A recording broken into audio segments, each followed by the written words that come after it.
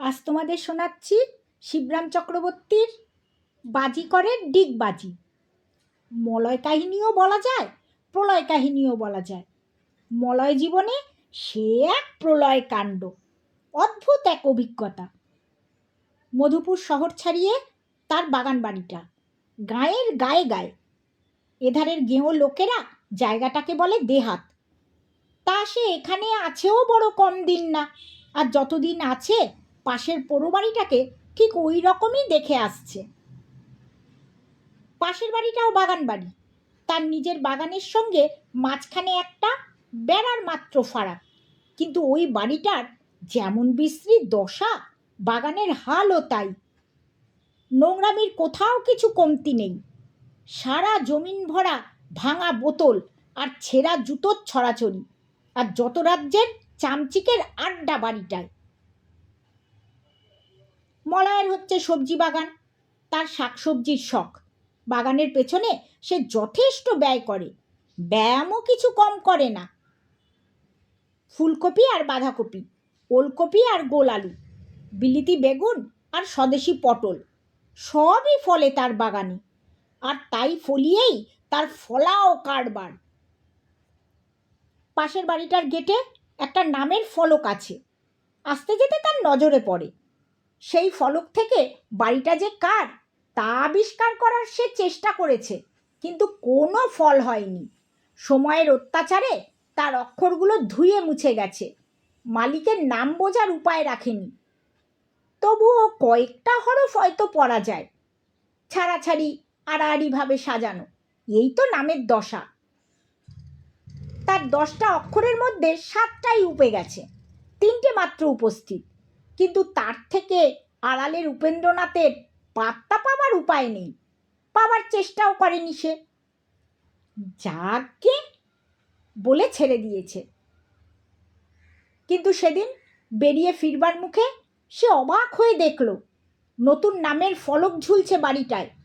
সাবেক নামাবলীর জায়গায় ঝকঝকে অক্ষরে জলজল করছে নতুন শিলালিপি, জাদুকর গণেশ গোস্বামী। বাড়িটারও আগের সেই বেহাল নেই, বেশ তকতকে নয়া চেহারা। পুরানো মালিক ফিরেছেন তাহলে এতদিনে একটা পড়শি এসে জুটল। কিন্তু মলয় খুব খুশি হতে পারল না। স্বভাবতই সে একটু অমিশুক, সেই জন্যেই শহরের লোকজনের আওতা থেকে দূরে এই দেহাতে এসে আস্তানা গেড়েছে। প্রতিবেশীদের প্রতি বেশি উৎসাহ তার কোনোদিনই নেই। মানুষের চেয়ে সে এইসব নিরীহ নির্জীব শাকসবজিদের বেশি পছন্দ করে। মানুষের সঙ্গে মিশতে গেলে বড্ড কচকচি, তার চেয়ে এই কচু ঘেঁচুর সঙ্গই ভালো। মানুষ মোটেই বড়িয়া নয়, তাদের থোড়াই আচ্ছা, বেশিরভাগই খারাপ। তার চেয়ে এই থোড়বড়ি খাড়া ঢের উমদা, উপাদেয়, চোখে দেখতেও আর চেখে দেখতেও। কিন্তু পড়শি আলাপি হলে আত্মরক্ষা করা দায়। বিকেলের দিকে জমি কোপাচ্ছিল মলয়। এমন সময় বেড়ার ওধার থেকে সাড়া এলো। নমস্কার, আমার নাম শ্রী গণেশ গোসাই। মশাইয়ের নামটি কি জানতে পারি? মলয় সংক্ষেপেই সে সারল, বেশি বাহুল্য না করে। মলয়? বাহ, বেশ নাম তো, বেশ মিষ্টি নাম। খাসা নাম বলতে হয়। এরকম নাম হলে নামজাদা হওয়া মোটেই শক্ত না। পাছে আলাপ জমে যায় সেই ভয়ে মলয় আর কথা বাড়ালো না। নিজের মনে আপনার বাগানের কাজে লেগে রইল। গণেশবাবুও সেদিন ওর বেশি আর এগুলেন না। পরদিন সকালে মলয় বাঁধাকপিদের তদারক করছে। ঘাড়ের পিছন থেকে শুনতে পেল, এই যে প্রাতঃপ্রণাম। প্রণাম বলল মলয়। বলেই তার মনে হলো জবাবটা যেন একটু খাটো হয়ে গেল। গণেশবাবু হয়তো কিছু মনে করতে পারেন, এই ভেবে একটু অমায়িক হাসি মুখে নিয়ে সে ফিরে তাকিয়েছে। কিন্তু কই, বেড়ার ওধারে তো উনি নেই, এধারে ওধারে কোনো ধারেই না। এই কথা কয়ে আবার ফের গেলেন কোথায়? কিন্তু দেখা না পেলেও তার আওয়াজ মিলল। আহা, আজকের সকালটা কি চমৎকার, বেশ ঠান্ডা ঠান্ডা, কি বলেন? হ্যাঁ, বেশ ঠান্ডা। কিন্তু আপনি কোথায়? আপনাকে তো দেখতে পাচ্ছি না। এই যে আপনার নাকের সামনেই রয়েছি তো। মলয় চমকে উঠে 3 হাত পিছিয়ে যায়। তাই তো, তার নাকের এক হাতের মধ্যেই গণেশ গোসাই দাঁড়িয়ে, তার নিজের নাকের মতোই সমান খাড়া। এই বয়সেই কি চোখের দোষ ধরল? চশমা নিতে হবে নাকি? মলয় ভাবতে থাকে। মাঝে মাঝে আমি এমনই গা ধাক্কা দিই, কিছু মনে করবেন না। বহুত দিনের বদ অভ্যাস, চেষ্টা করেও সারাতে পারিনি। গণেশ গোস্বামী ত্রুটি স্বীকারের সুরে জানান। গোসাই মশাই কথায় কথায় বলেন, বাহ বাহ, বাঁধাকপিগুলো তো বেশ খাসা, আপনার হাতে সোনা ফলে দেখছি। মলয় বিস্মিত হয়ে দেখে সত্যি যথার্থই তার হাতে সোনা ফলেছে। বাঁধাকপিগুলো যেন চকিতের মধ্যেই সবুজ রং পাল্টে সোনার তাল হয়ে দাঁড়ায়। এমনকি তার নিজের আঙুলগুলো অবধি সোনালি বলে মনে হতে থাকে। মলয় অস্বস্তি বোধ করে, ভারী বিচ্ছিরি লাগে তার। এই দেখুন আর এক ফ্যাসাদ, না এবার থেকে আমায় হুঁশিয়ার হতে হবে, কথাবার্তায় কড়া নজর রাখবো। না মশাই না, আপনার হাতে সোনা ফলে না। তাছাড়া আপনার আঙুলগুলো কিছু আপনার নিজের হাতের ফল নয়, ওগুলো কেন সোনার হতে যাবে বলুন, কোন দুঃখে? সঙ্গে সঙ্গে মলয়ের আঙুলেরা আগের চেহারায় ফেরত আসে, কপিগুলোও সবুজ রং ফিরে পায়। মলয় যেন হাঁপ ছেড়ে বাঁচে। আমার ঠাকুরদাও ঠিক এমন কাণ্ড বাঁধাতেন। মহারাজ কৃষ্ণচন্দ্রের রাজসভার জাদুকর ছিলেন তিনি, তার কাছেই আমার এই ভেলকি শেখাতো। একদিন তিনি কি করেছিলেন বলি তাহলে। কৃষ্ণচন্দ্রের গোপাল বলে এক মোসাহেব ছিল। একদিন সে আমার ঠাকুরদাকে বলল, ঠাকুরমশাই, আমাকে রাজার ভাঁড়ার করে দিতে পারেন, ধনরত্নের আন্ডিল হয়ে যাই, কোনো আর দুঃখ থাকে না আমার। শুনে আমার ঠাকুরদা স্বর্গীয় শ্রী শ্রী মুকুন্দ গোসাই বললেন, তথাস্তু, তুমি রাজার ভাঁড় হয়ে যাও। অমনি গোপাল মহারাজের সামনে একটা মাটির ভাঁড় হয়ে গেল। রাজা বললেন, মুকুন্দ ঠাকুর, তুমি করলে কি? করব কি মহারাজ, মুখ ফসকে বেরিয়ে গেল। কি করি, কি বলতে কি বলে ফেলেছি, ভাঁড়ার বলতে ভাঁড় বলে ফেললাম। কি হবে, চেয়েছিল ঐশ্বর্যের ভাঁড়ার হতে, হয়ে গেল ভাঁড়ে ভবানী। সবই অদেষ্ট হুজুর।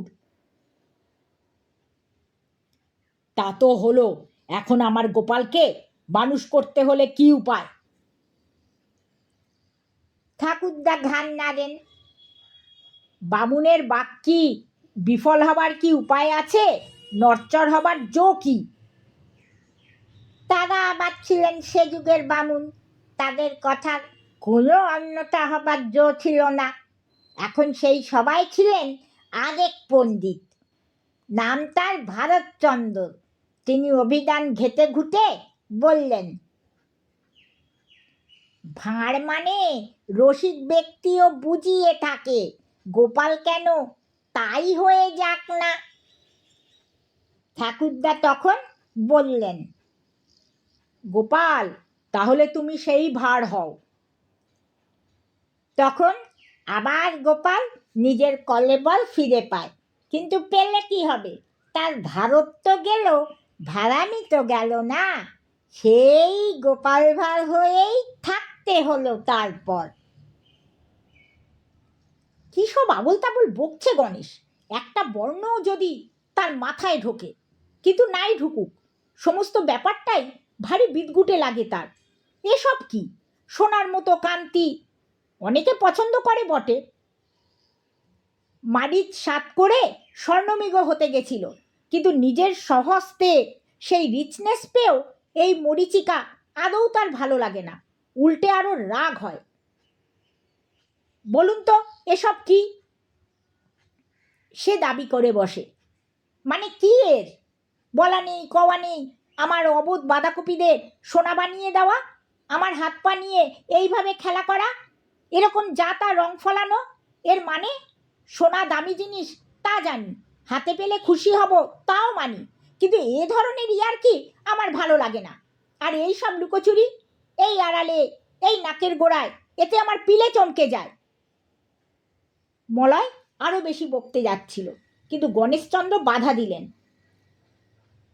আমার হতকারিতা হয়ে গেছে, কিছু মনে করো না ভায়া, এবার থেকে আমি সাবধান হব। সাবধান হব? আপনি কি আমাকে গাধা পেয়েছেন যে আমাকে নিয়ে যা খুশি তাই করবেন? মাথার ঘাম পায়ে ফেলা কত কষ্টের আমার যত শাকসবজি, যা ইচ্ছে তাই বানাবেন তাদের? কেন, ওরা কি করেছে আপনার? কি দোষ করেছে? এই বলে রেগেমেগে সে একটা পটল ছুঁড়ে লাগায় গণেশকে। পটলটা গণেশের সামনে এসে পড়ে।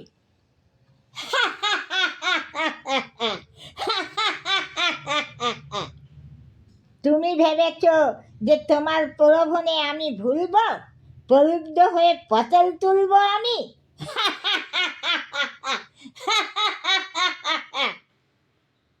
মোটেই না, পটল আমি অনেকদিন আগেই তুলেছি। বলতে গেলে পরলোক থেকে দিগবাজি খেয়েই এই মরলোকে এলাম তো। আর পটল হচ্ছে এমন জিনিস যা দুবার তোলা যায় না, পুনঃ পুনঃ তুলনীয় নয়। আমার কাছে ওসব আজে বাজে বকবেন না। আমায় গরু পাননি যে যা খুশি বুঝিয়ে দেবেন। আমার ব্যক্তি স্বাধীনতা বলে একটা বস্তু আছে, আমি গাধা নই যে আপনার ওই আহাম্মুখী। গাধা নাও বটে, কিন্তু হতে কতক্ষণ? গণেশের ভ্রু কুঞ্চিত হয়। অবাক কাণ্ড, বলতে না বলতে মলয় বাগানময় দৌড়তে শুরু করলো, চার পা তুলে, লেজের জয়ধ্বজা উড়িয়ে, আস্ত গাধা একেবারে। তার ব্যক্তি স্বাধীনতা শিকেই তুলে রেখে স্বাদের শাকসবজিদের দলিত মথিত করে মলয়ের সে এক প্রলয় কাণ্ড, ইলাহি ব্যাপার। খটাখট খটাখট খটাখট খটাখট খটাখট খটাখট খটাখট খটাখট, ফুলকপিদের মূলোচ্ছেদ করে, বাঁধাকপির বাঁধ ভেঙে, মূলদের নির্মূল করে সারা বাগান জুড়ে তার কি দাপাদাপি! নিজের ক্ষেত সে যেন নতুন করে চষতে থাকে। তার উদ্দাম আবেগের মুখে কুমড়োরা পটাশ করে ভেঙে পড়ে, লাউ মাচায় আটকে তার ল্যাজটা যায় ছিঁড়ে। নিজের ল্যাজ কিন্তু লজস্বিতায় খাটো হলেও তেজস্বিতা তার একটুও কমে না। সারা দিন ধরে সে নিজের বাগানে ঘোরে, নিজের বাঁধাকপিদের চিবিয়ে, আর চিবুতে চিবুতে ভাবে, কি ছিলাম আর কি হলাম। আস্ত বাঁধাকপি আসেদ্ধ খাবো, খেয়ে হজম করতে পারবো, কোনোদিন কি ভাবতে পেরেছি? আমার চেয়ে আবার ল্যাজ গজাবে তাও আমার ধারণা ছিল না। যতই সে নিজের লেজার্ধ নাড়ে ততই সে ভাবিত হয়। দিনভর সে ঘাস চিবুলো আর ভাবলো, তবু ভালো যে গাধা হতে পেরেছি। বলতেও তো পারত লোকটা, মলয় তুমি সমীরণ হয়ে যাও, তাহলে তো হাওয়া হতে হতো, এতক্ষণ কোথায় মিলিয়ে যেতাম কে জানে। গাধা হয়ে একটা দুঃখ আছে বটে, কিন্তু তাহলেও ভেবে দেখলে তেমন দুঃখ নেই। গাধা হয়েও জ্যান্ত আছি তো, বেঁচে পড়তেই আছি বেশ, মানুষের মতোই আছি কতকটা। কিন্তু হাওয়া হলে, মলয় সমীরণের ন্যায় প্রবাহিত হয়ে গেলে বয়ে যেতে হতো এই বয়সেই, উচ্ছন্নে যেতে হতো, একেবারে হতো নাকি? নিজেকেই সে জিজ্ঞাসা করে, কিন্তু কোনো জবাব দিতে পারে না। গাধারা কি কোনো প্রশ্নের উত্তর জানে? না জানুক, তার উৎসাহ তাতে বাধা মানে না। দুঃখেই হোক আর ফুর্তিতেই হোক, মাঝে মাঝে সে আকাশ ভাঙা ডাক ছাড়ে, হুক্কা হু, হুক্কা হু, হুক্কা হু, হুক্কা হু।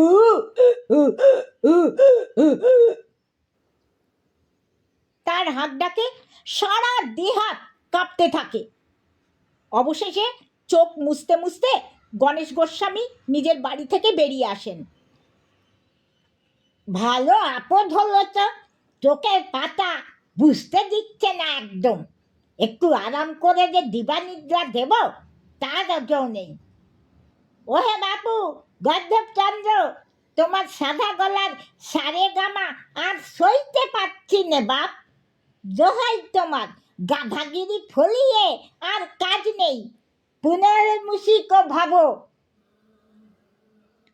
চোখের পলকে মলয়ের গাধার থেকে ইঁদুর প্রাপ্তি, একেবারে আস্ত একটা মুশিক। ইঁদুর হয়ে গর্তের খোঁজে ছুটে মারছে। গণেশ গোসাই আর স্থির থাকতে পারেন না, আর্তনাদ করে ওঠেন, এই রে প্লেগ আনলে আবার, যা ভয় করেছি তাই, ধারি ইঁদুরটা আবার আমার বাড়ির দিকেই তেড়ে যায় যে রে বাবা। কিচ কিচ কিচ কিচ কিচ কিচ কিচ কিচ কিচ কিচ কিচ কিচ কিচ কিচ কিচ কিচ কিচ জবাব আসে ইঁদুরের কাছ থেকে, ওই রোগেই যে মরেছি একবার। গোসাই মশাইয়ের পূর্বজন্মের কিংবা পূর্ব মৃত্যুর কথা মনে পড়ে। ইঁদুর যতই গণেশের বাহন হোক আর গণেশ যত বড়ই বরদাতা হন না, বেহারি ইঁদুর বাঙালি গণেশকে মোটেই বরদাস্ত করেনি, সোজা জমালয়েই বহন করে নিয়ে গেছে। স্মরণ করতেই গাল গলা ফোলা আগের মরণ দশা গণেশের মনে পড়ে। অতীতের সেই ভোগান্তি উজ্জ্বল হয়ে মানুষপটে ভাসতে থাকে, আতঙ্ক জাগায় আবার। বাবা মলাই, রক্ষে করো, আর তোমার ইঁদুর সেজে কাজ নেই বাপ, খুব হয়েছে, এবার মানুষ হয়ে বাঁচাও বাবা। তাড়াতাড়ি তিনি চেঁচিয়ে ওঠেন, সব আগে যে ডুবে জানোয়ার ছিলে তাই হও বাপ। মলয় ততক্ষণে গর্তের মধ্যে গিয়ে সেঁধিয়েছিল। মানুষ হয়ে তাকে মাটি ফুঁড়ে উঠতে হলো। উঠেই শটান সে নিজের বাড়ির দিকে দৌড়লো। গণেশ গোসাই অবাক হয়ে ভুঁইফোর মলয়ের কাণ্ড দেখেন। মলয় নিজের ঘরে ঢুকেই জোয়ানের নির্যাস গোটা একটা বোতল ফাঁক করে, এক মুঠো সডিবাইকার একরাশ পাতিনেবুর রসে গুলে ঢকঢক করে খায়। তার প্রাণ তখন আইঢাই করছে, চোয়া ঢেকুর মারছে এনতার। দিনভর শালগম আর গাজর গিলে পেট ফুলে জয় ঢাক হয়েছিল। আস্ত আস্ত কাঁচা বাঁধাকপি হজম হবে কেন? হলোই বা ভিটামিন, অত ভিটামিন কি ভালো? সেগুলো তার পেটে গিয়ে যে গজগজ করছিল। গাজরগুলো গায়ের জোর ফলাচ্ছিল কম না, আর বাঁধাকপির গোড়াগুলো মোটা মোটা বোটাগুলোই তার বিশেষ করে খোঁটা দিচ্ছিল আরও। হজমি খেয়ে তারপর মলয় বিছানা নিল।